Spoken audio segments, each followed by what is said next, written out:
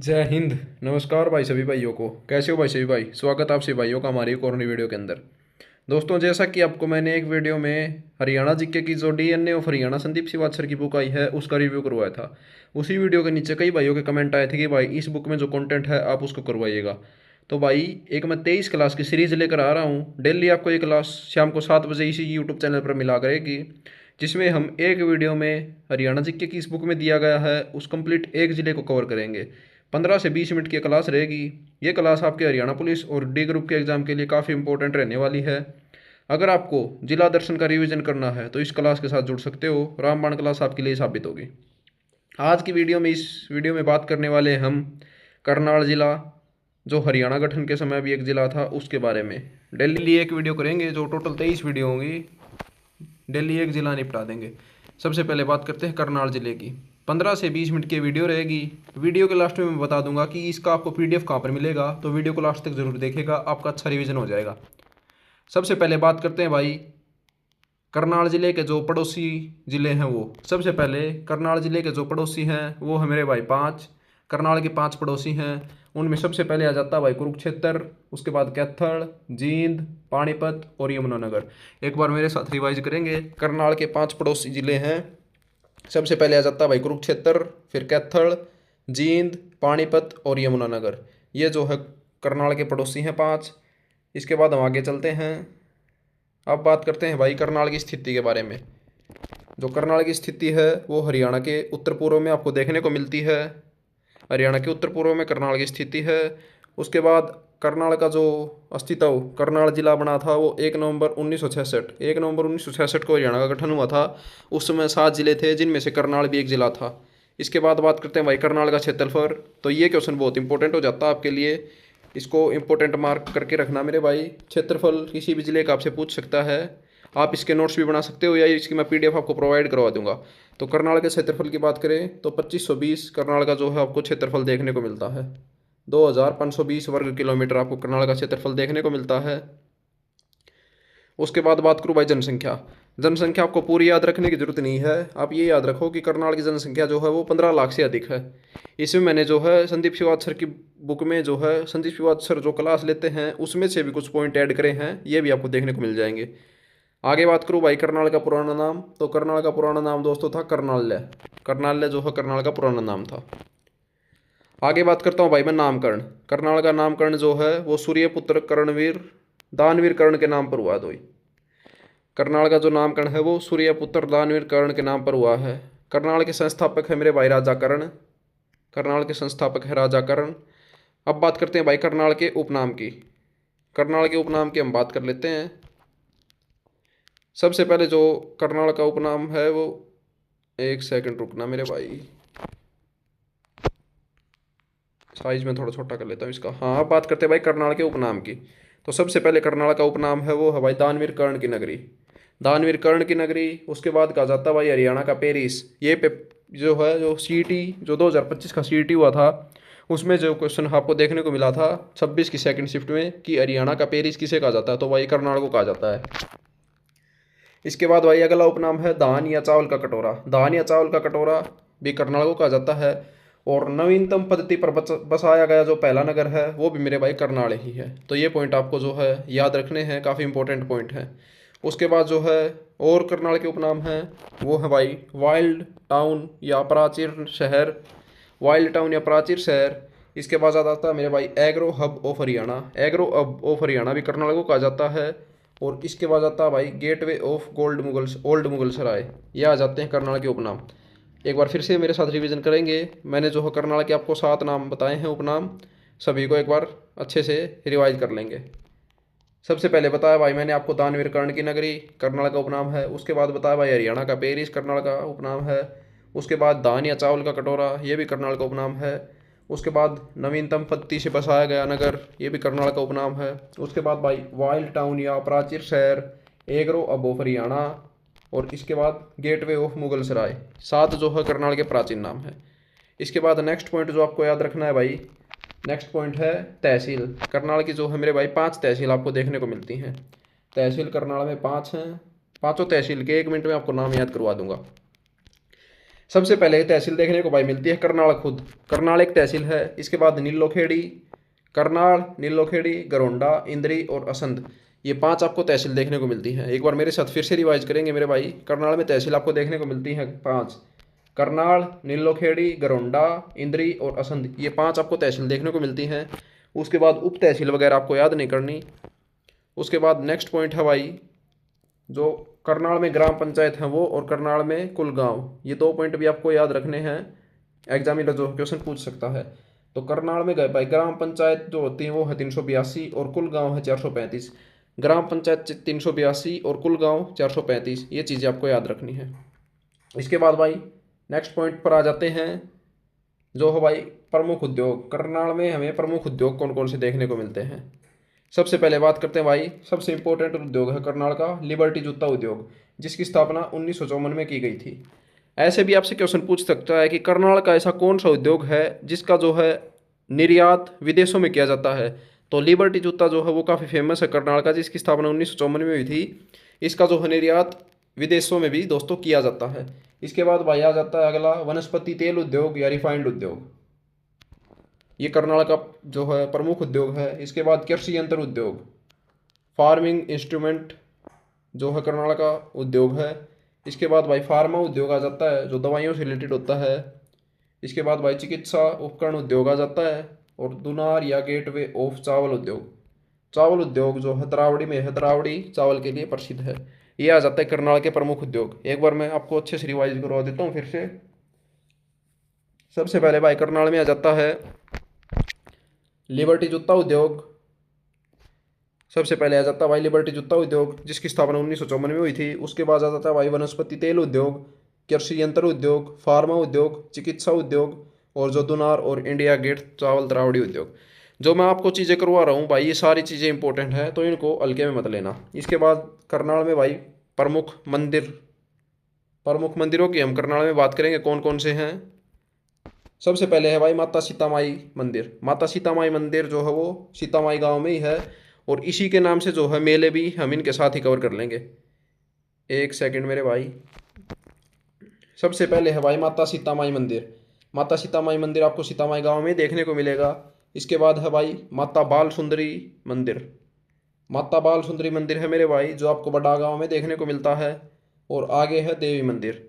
इसमें सबसे इंपॉर्टेंट मैं आपको बताऊं तो भाई सबसे इंपॉर्टेंट है माता सीता माई मंदिर। माता सीता माई मंदिर आपको याद रखना है, जो आपको करनाल के सीता माई गाँव में देखने को मिलता है। नेक्स्ट आ जाते हैं भाई प्रमुख मेले। प्रमुख मेलों में सबसे पहले है भाई पांडु का मेला, पांडु या पपाना मेला, जो पपाना गांव में लगता है। और इस मेले का आयोजन दोस्तों हर महीने किया जाता है। हरियाणा का एक ऐसा मेला है जिसका आयोजन हर महीने किया जाता है। और गांव की बात करूं तो असंध तहसील में ये आपको देखने को मिलता है, पपाना गांव में। ये मैंने आपको एक मेला करवा दिया। इसके बाद नेक्स्ट मेलों की बात करें तो भाई अगला जो मेला हमारे पास वो है भाई बाबा सिमरन दास जी का मेला, या बाबा सिमरन दास जी की कच्ची समाधि, जो इंद्री तहसील में लगता है। उसके बाद भाई देवी का मंदिर भी पढ़ाया है, देवी का मेला भी है पटेड़ा गांव में। इसके बाद भाई गोगा पीर का मेला खेड़ा गांव में, परासर का मेला तरावड़ी गांव में, और जो भाई छड़ियों का मेला अमूपुर गांव, यह मेला भाद्रपद महीने में लगता है। इसमें मैं आपको इंपॉर्टेंट बताऊं तो बाबा सिमरन दास का मेला है, गोगा पीर का मेला है, परासर का मेला है। ये 3 मैंने आपको इंपॉर्टेंट बता दिए हैं। इसके बाद भाई आगे बात करते हैं धार्मिक स्थल, जिसमें गुरुद्वारे, मंदिर, मस्जिद, या मंदिर तो मैंने करवा दिए। धार्मिक स्थल जो मकबरे, मज़ार, ये चीज़ें आ जाती हैं। ये बात करते हैं हम धार्मिक स्थलों के बारे में। सबसे पहले भाई जो धार्मिक स्थल है वो आपको मिलता है शाह आलम नूर मोहम्मद की दरगाह। शाह आलम नूर मोहम्मद की दरगाह जो है, इसको नूरी की दरगाह भी कह देते हैं, जो नेवल गांव में है। इसके बाद है भाई 5 पीरों के मज़ार। 5 पीरों के मज़ार आपको मधुबन गांव में देखने को मिलती है। नेक्स्ट आ जाती है भाई मीरा साहिब का मकबरा, करनाल गांव में देखने को मिलता है। सेंट जेम्स चर्च आपको करनाल गांव में देखने को मिलती है। छावनी church tower Karnal, proper Karnal में देखने को मिलता है। इसमें सबसे इंपॉर्टेंट की बात करूं मैं मेरे भाई, तो इसको मैं येलो कलर से हाईलाइट कर देता हूं। सबसे इंपॉर्टेंट है भाई इसमें मंजी साहिब का गुरुद्वारा। मंजी साहिब गुरुद्वारा प्रथम जो गुरु थे सिखों के, गुरु नानक देव जी को, उनको समर्पित है। और जो करनाल में ही आपको देखने को मिलता है मंजी साहिब का गुरुद्वारा। ये आपको मैंने धार्मिक स्थल करवा दिए। इसके बाद आ जाते हैं भाई करनाल के शिक्षा और संस्थानों पर। करनाल के शिक्षा और संस्थान में आपको इस वीडियो में करवाऊंगा। अब जो आपको मैं करनाल के शिक्षा और संस्थान करवाऊँ उसको इंपॉर्टेंट करवाऊंगा। वैसे तो इसमें बहुत दिए गए हैं, तो मैं आपको इंपॉर्टेंट जो है वो करवा दूंगा। सबसे पहले आपको याद रखना भाई, प्रथम सैनिक स्कूल। प्रथम सैनिक स्कूल जो करनाल के कुंजपुरा गांव में जो है आपका खोला गया था। करनाल के कुंजपुरा गांव में खोला गया था, वर्ष 1961 में जो है ये आपको खोला गया था। प्रथम जो शिक्षा संस्थान है भाई वो है प्रथम सैनिक स्कूल, कुंजपुरा गांव, करनाल में इसकी स्थापना हुई थी 1961 में। उसके बाद सेकंड आपको याद रखना भाई, जो हरियाणा में 23 जिले हैं, उन 23 जिलों में से 21 जिलों में आपको जवाहर नवोदय विद्यालय देखने को मिलेंगे। केवल 2 जिलों में जवाहर नवोदय विद्यालय नहीं है, एक तो अस्सी में और एक चरखी दादरी में। और 21 जिलों के आपको जवाहर नवोदय विद्यालय याद रखने पड़ेंगे। तो कर्नाटक का जो जवाहर नवोदय विद्यालय है वो आपको देखने को मिलता है सागा गाँव में। इसके बाद आ जाता है भाई माता प्रकाश कौर मूक बधिर आवासीय विद्यालय। जो जो बच्चे बोल नहीं सकते और सुन नहीं सकते उनके लिए ये जो है आवासीय विश्वविद्यालय खोला गया है करनाल में। नेक्स्ट आ जाती है भाई इंडो इजराइल सब्जी उत्कृष्टता योजना, जो आपको गरुंडा में देखने को मिलती है। 2011 में इसकी स्थापना हुई थी। सीईटी में आपका ये क्वेश्चन एज इट इज पूछा गया है, तो इसको इंपॉर्टेंट मार्क कर लेना। इसके बाद आ जाता है भाई Deendayal Upadhyay medical college. Deendayal Upadhyay medical college भी आपको करनाल में देखने को मिलता है मेरे भाई, करनाल के कुटेल गांव में। इसके बाद आती है भाई Kalpana Chawla medical college. Kalpana Chawla medical college आपको करनाल में देखने को मिलेगा। और कल्पना चावला तारामंडल पूछे तो वो आपको कुरुक्षेत्र में देखने को मिलेगा। इसके बाद भाई नेक्स्ट आ जाता है महाराणा प्रताप बागवानी विश्वविद्यालय। अंजनथली गांव में है ये महाराणा प्रताप बागवानी विश्वविद्यालय। भाई एक बार इस वीडियो को आप देख लेना और मैं पीडीएफ दूँ से रिवाइज कर लेना, आपका क्वेश्चन बाहर नहीं जाएगा। हरियाणा जीके का 23 जिलों में से आपके भाई की गारंटी है। आगे बात करते हैं भाई करनाल में राष्ट्रीय डेयरी अनुसंधान संस्थान जो है उसके बारे में। NDRI जिसे कहते हैं, इसकी पूरी कुंडली हम पढ़ेंगे अब। NDRI national dairy research institute, full form भी आपसे पूछ सकता है, याद रखो नेशनल डेयरी रिसर्च इंस्टीट्यूट, राष्ट्रीय डेयरी अनुसंधान संस्थान। सबसे पहले भाई इसकी शुरुआत में जो मूल रूप से स्थापना 1923 में बेंगलुरु में हुई थी, लेकिन 1955 में इसे करनाल में स्थानांतरित कर दिया गया। और जो जिस समय इसकी स्थापना हुई उस समय इसका नाम कोई पूछे आपसे तो उस समय इसका नाम था मेरे भाई imperial institute of animal husbandry and dairying. Institute of animal husbandry and dairying 1923 में बेंगलुरु में स्थापना हुई थी और 1955 में ये जो है इसका मुख्यालय करनाल में कर दिया गया। NDRI की कोई फुल फॉर्म पूछे तो आप बता सकते हो। अब नेक्स्ट बात करूँ भाई मैं, नेक्स्ट है CSSRI central soil and scientific research institute, केंद्रीय मृदा लवणता अनुसंधान संस्थान। केंद्रीय मृदा अनुसंधान संस्थान, central soil serenity research institute Karnal में आपको देखने को मिलता है। इसकी स्थापना की बात करूँ तो 1 मार्च 1969 को इसकी स्थापना हिसार में हुई थी, लेकिन अक्टूबर 1969 में इसे स्थायी रूप से करनाल में स्थानांतरित कर दिया गया। आप करनाल में जो अनुसंधान संस्थान पढ़ोगे ऐसा पाओगे भाई, करनाल में जो है शुरुआत में स्थापना नहीं हुई, उसके बाद में जो है उसको स्थानांतरित कर दिया गया। जैसे आपने राष्ट्रीय डेयरी अनुसंधान संस्थान पढ़ा, उसकी स्थापना 1923 में बेंगलुरु में हुई थी। और जैसे ये केंद्रीय मृदा लवणता अनुसंधान संस्थान CSSRI है, इसकी स्थापना 1 मार्च 1969 को हिसार में हुई थी और अक्टूबर 1969 मतलब उसी साल इसको जो है करनाल में स्थानांतरित कर दिया गया। ये इंपॉर्टेंट पॉइंट है, ये आपको याद रखने पड़ेंगे भाई। नेक्स्ट बात करूँ भाई मैं, एक इंपॉर्टेंट फैक्ट जो करनाल से रिलेटेड आपको याद रखना है वो है भाई गन्ना प्रजनन केंद्र। गन्ना प्रजनन केंद्र जो है इसकी स्थापना अंग्रेजों ने 1932 में कर दी थी, जो आपको करनाल में देखने को मिलेगा। इंपॉर्टेंट फैक्ट है, याद रखना है। एक है भाई राष्ट्रीय पशु अनुवांशिकी संस्थान, 1984 में इसकी स्थापना करनाल में हुई थी। ये दो भी आपको याद रखने हैं। राष्ट्रीय डेयरी अनुसंधान संस्थान मैंने आपको बता दिया। नेक्स्ट बात करते हैं भाई, करनाल में आपको सबसे ज़्यादा शिक्षा और संस्थान देखने को मिलते हैं। अब आगे बात करते हैं भाई केंद्रीय गेहूं अनुसंधान निषेधालय DWR, केंद्रीय गेहूं अनुसंधान निषेधालय। वर्तमान में कोई इसका नाम पूछे भाई आपसे तो वर्तमान में इसका नाम है भारतीय गेहूं एवं जो अनुसंधान संस्थान IIWBR, Indian institute of wheat and बो रिसर्च। ये इसकी जो है फुल फॉर्म देखने को मिलेगी। इसकी स्थापना जो है दोस्तों 1978 में ऑल इंडिया कोऑर्डिनेटेड की wheat improvement project, all India coordinate wheat improvement project के नाम से हुई थी। 1990 में इसकी स्थापना जो है दोस्तों नई दिल्ली स्थापना 1978 में हुई थी और 1990 में इसे नई दिल्ली से करनाल स्थानांतरित कर दिया गया। जैसा कि मैंने आपको बताया, करनाल में जितने भी अनुसंधान संस्थान आप देखने को मिलेंगे उनकी स्थापना करनाल में नहीं हुई है। तो वैसे ही इसकी केंद्रीय गेहूं अनुसंधान निषेधालय, जिसका वर्तमान नाम केंद्रीय गेहूं एवं जौ अनुसंधान संस्थान है, इसकी स्थापना 1978 में नई दिल्ली में हुई थी और 1990 में इसे दोस्तों नई दिल्ली से करनाल स्थानांतरित कर दिया गया। अब आगे बात करूँ भाई मैं NIAG राष्ट्रीय पशु अनुवांशिकी संस्थान, जिसकी स्थापना दोस्तों 21 सितंबर 1984 को बेंगलुरु में हुई थी। मैंने बताया ना, इसकी भी जो है स्थापना बेंगलुरु में हुई थी। इसको जो है करनाल में स्थानांतरित कर दिया गया मेरे भाई 1985 को।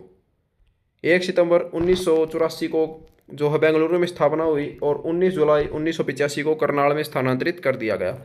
ये आपको याद रखने हैं। अब आगे बात करते हैं भाई पर्यटन स्थल। पर्यटन स्थल जो है, जो मैं आपको इम्पोर्टेंट है वो करवाऊंगा, इससे बाहर आपका क्वेश्चन नहीं जाएगा। सबसे पहले जो है वो आता भाई आपका कर्ण झील। कर्ण झील करनाल की जो है एक स्पेशल पर्यटन स्थल है। उसके बाद आ जाता है भाई छावनी चर्च टावर। छावनी चर्च टावर, इसके बारे में एक इंपॉर्टेंट फैक्ट आपको याद रखना है भाई, राज्य का सबसे ऊंचा चर्च है। इसके बाद आ जाती है भाई कर्ण झील, जिसका नाम चक्रवर्ती झील भी है, उचाणा में ये है। और झील का नाम हरियाणा के जो दूसरे राज्यपाल थे VN चक्रवर्ती, उनके नाम पर रखा गया। उसके बाद भाई आ जाता है परासर तालाब। परासर आपको मेला भी पढ़ाया, परासर आपको मंदिर भी पढ़ाया। इसके बाद परासर तालाब भी आ जाता है बहलोलपुर गांव में। इसकी जो थ्योरी है वो आपको याद रखने की जरूरत नहीं है। उसके बाद आ जाता है भाई ओएसिस पर्यटन स्थल उचाणा गांव में। उचाणा में मैंने आपको बताया जो है कर्ण झील या चक्रवर्ती झील जिसे कहते हैं वो भी है। उसके बाद आ जाता है भाई मामा भांजा सराय। मामा भांजा सराय जो है गरौंडा करनाल में है। गरौंडा में मैंने आपको जो बताया इंडो इजराइल सब्जी उत्कृष्टता केंद्र गरौंडा में बताया 2011 में जिसकी स्थापना हुई थी। तो मामा भांजा सराय भी गरौंडा में है। 1 दिसंबर 1914 को इसकी जो है राष्ट्रीय संरक्षित स्थल जो है उसको घोषित कर दिया गया। इसके बाद नेक्स्ट बात करते हैं पर्यटन स्थल के बारे में भाई। तो नेक्स्ट पर्यटन स्थल है विक्टोरिया हॉल या गांधी मेमोरियल हॉल। गांधी जी की मृत्यु के बाद करनाल में शोक सभा यहीं आयोजित जो है की गई थी। पहले इसका नाम था दोस्तों विक्टोरिया हॉल, वर्तमान में इसका नाम है गांधी मेमोरियल हॉल। इसके बाद है भाई राजा गजपत सिंह का किला या पुराना किला। इसका निर्माण जो है राजा गजपत सिंह द्वारा 1764 में करवाया गया था। और जो है लास्ट है वो आपका है बस्तली तीर्थ। बस्तली तीर्थ भी आपको करनाल में देखने को मिलेगा। महर्षि वेद व्यास से संबंधित जो है धार्मिक स्थल है ये करनाल के जो है इंपॉर्टेंट पर्यटन स्थल मैंने आपको करवा दिए। अब बात करते हैं भाई करनाल में के महान व्यक्तित्व के बारे में। तो करनाल में आपको महान व्यक्तित्व, सबसे पहले कल्पना चावला, हमारे देश की शान कल्पना चावला। कल्पना चावला अंतरिक्ष की रानी के नाम से प्रसिद्ध है कल्पना चावला, जिनका संबंध करनाल से ही है। उसके बाद है भाई लियाकत अली। पाकिस्तान के पहले प्रधानमंत्री लियाकत अली का जन्म भी करनाल में ही हुआ था। उसके बाद है भाई कौटिल्य पंडित, कुआंड गांव, गूगल बॉय ऑफ हरियाणा के नाम से इन्हें जाना जाता है। उसके बाद है भाई सीमा मोगन, पूर्व बास्केटबॉल खिलाड़ी, क्वीन ऑफ बास्केटबॉल के नाम से इन्हें जाना जाता है। उसके बाद है भाई अजमेर चोपड़ा, रुकनपुर गांव से बास्केटबॉल खिलाड़ी ये हैं। उसके बाद है भाई अनीस बानवाल, निशानेबाजी से संबंधित। उसके बाद है भाई मेहताब विर्क, पंजाबी सिंगर हैं, और विक्रमजीत विर्क, दोनों भाई हैं, बॉलीवुड अभिनेता हैं ये। नेक्स्ट बात करें भाई अश्विनी कुमार चोपड़ा। अश्विनी कुमार चोपड़ा पंजाब केसरी अखबार के संपादक और पूर्व जो है सांसद रहे हैं अश्विनी कुमार चोपड़ा। ये मैंने आपको महान व्यक्तित्व करवा दिए करनाल से जो संबंधित हैं। उसके बाद आ जाते हैं भाई महत्वपूर्ण तथ्यों के बारे में। महत्वपूर्ण तथ्यों के बारे में अब बात करने वाले हम। सबसे पहले दोस्तों करनाल क्षेत्र महाभारत काल से चलता आ रहा है। ये आपको पता होगा, करनाल क्षेत्र जो है वो महाभारत काल से चलता आ रहा है। भगवान सूर्य और दानवीर कर्ण के नाम पर इसका नाम करनाल हुआ है, ये तो आपको पता ही है मेरे भाई। एक सेकेंड, नेक्स्ट बात करते हैं 1573 में अकबर के विरुद्ध हुए विद्रोह के दौरान इब्राहिम मिर्जा ने करनाल में लूटमार की थी। जो नेक्स्ट पॉइंट मैं आपको पढ़ाने वाला हूँ वो बहुत ही इंपॉर्टेंट रहने वाला है, इसको ध्यान से देखिएगा। एक सेकेंड, हाँ, 24 फरवरी 1739 को नादिर शाह और मोहम्मद शाह के बीच करनाल का युद्ध हुआ था मेरे भाई। ये क्वेश्चन जो है हरियाणा के बहुत ज़्यादा एग्जाम में पूछा जा चुका है, इंपॉर्टेंट PYQ है। 24 फरवरी 1739 को नादिर शाह और मोहम्मद शाह के बीच कौन सा युद्ध हुआ था? तो करनाल का युद्ध हुआ था, आप बता दोगे। नेक्स्ट पॉइंट है भाई वर्ष 1763 में करनाल पर जींद के राजा ने अधिकार कर लिया था। 1739 में करनाल का युद्ध हुआ। 1763 में करनाल पर जींद के राजा का अधिकार हो गया था। और 1787 में मराठों ने करनाल को दो जॉर्ज थॉमस जो था अंग्रेजी वायसराय उसको सौंप दिया था। आगे बात करते हैं महत्वपूर्ण तथ्यों के बारे में। तो अंग्रेजों द्वारा नवीनतम पत्ती और सुयोजित तरीके से बसाया गया पहला नगर करनाल, ये मैंने आपको पढ़ा दिया है। उसके बाद भाई नेक्स्ट पॉइंट आ जाता है वर्ष 1841 में मलेरिया फैलने के कारण करनाल सन्य छावनी को अम्बाड़ा स्थानांतरित कर दिया गया। ये मैं आपको अम्बाड़ा जिले में भी पढ़ाऊंगा, यहाँ पर भी पढ़ा रहा हूँ। जो वर्ष 1841 में मलेरिया फैलने के कारण करनाल जो छावनी थी उसको अम्बाड़ा स्थानांतरित कर दिया गया था। नेक्स्ट पॉइंट की बात करें, 1857 की क्रांति के समय करनाल से जो सैन्य अधिकारी थे वो थे दोस्तों कैप्टन ऊज और कैप्टन पियर्सन। ये जो 1857 की क्रांति के समय करनाल में सैन्य अधिकारी थे। नेक्स्ट बात करते हैं भाई, सिरसा जिले के बाद गेहूं उत्पादन में करनाल जिले का दूसरा स्थान है। गेहूं उत्पादन में सबसे पहला जो स्थान है वो है सिरसा जिले का, और जो सेकंड स्थान पर आता है वो आता है भाई गेहूं उत्पादन में करनाल। और राज्य में चावल का सबसे बड़ा उत्पादक मैंने आपको बता दिया करनाल जिला है। नेक्स्ट पॉइंट जो है इंपॉर्टेंट है, राज्य में सबसे अधिक गुणवत्ता वाले बासमती चावल, सबसे अच्छी गुणवत्ता वाले जो चावल होते हैं वो बासमती चावल के लिए उत्पादन हेतु प्रसिद्ध क्षेत्र तरावड़ी करनाल का जो है वो प्रसिद्ध है। नेक्स्ट जो इंपॉर्टेंट पॉइंट आपको मैं पढ़ाने वाला हूँ भाई वो ये आ जाता है यहाँ पर, राज्य में पहला इंडोर स्विमिंग पूल इंद्री में खोला गया था करनाल में। ये इंपॉर्टेंट पॉइंट आपको याद रखना है। और नेक्स्ट पॉइंट आपको याद रखना, करनाल के सालवन गांव में महाभारत में युधिष्ठिर 10वां मेघ यज्ञ करवाया गया था। ये पॉइंट भी आपको याद रखना है। जो नेक्स्ट पॉइंट करनाल के बारे में हमें पढ़ना है, कुंजपुरा जो हरियाणा का पहला साइंस उद्यान करनाल में स्थित है। क्यों एग्जामिनर आपसे क्वेश्चन पूछेगा हरियाणा का पहला साइंस उद्यान कहाँ स्थित है, तो आपको आंसर देना करनाल में स्थित है। नेक्स्ट क्वेश्चन आ जाता है भाई इंपॉर्टेंट जो फैक्ट है, हरियाणा का पहला लाल डोरा मुक्त गांव सिरसी गांव करनाल जिले का है। हरियाणा का पहला लाल डोरा मुक्त गांव। और जो लास्ट पॉइंट है वो है भाई करनाल जिले का सबसे बड़ा गांव, करनाल जिले का सबसे बड़ा गांव है मेरे भाई कैमला। कैमला जो है वो करनाल जिले का सबसे बड़ा गांव है। यहाँ पर आपका दोस्तों करनाल जिला जो हो जाता है वो हो जाता है कंप्लीट। अगर आपको इसकी पीडीएफ चाहिए तो डिस्क्रिप्शन में टेलीग्राम चैनल का लिंक है, वहाँ पर आपको इसकी कंप्लीट पीडीएफ मिल जाएगी। एक बार रिवीजन कर लेना, आपका क्वेश्चन छूटेगा नहीं।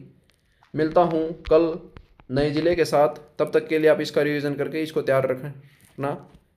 और पीडीएफ चाहिए तो टेलीग्राम चैनल को ज्वाइन कर लेना। जय हिंद, जय भारत भाई।